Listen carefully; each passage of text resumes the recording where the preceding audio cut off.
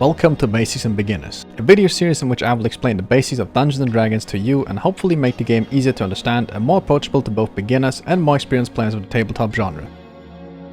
This video will feature prominent D&D terms, which you may or may not be familiar with. Today we're looking at these. RAW standing for rules as written and the other for rules as intended.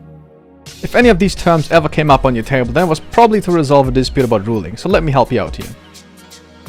The difference between the two terms is actually quite simple. Rules as written means precisely what it says. You take the rule as it is written in the source book. Whereas rules as intended, you try to infer the intention behind the rule. Here's an example. Let's say we're playing a regular human, just a bog standard human with nothing special attached to it.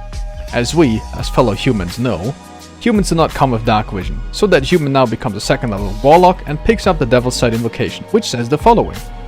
You can see normally in darkness, both magical and non-magical, to a distance of 120 feet. The keyword here is seeing it normally.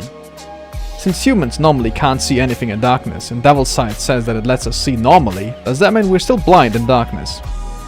That would be the rules as written take, since that's literally what it says. However, rules as intended, that'd be stupid, since the invocation is intended to be used to overcome both magical and non-magical darkness, as sort of like in the superior version of dark vision.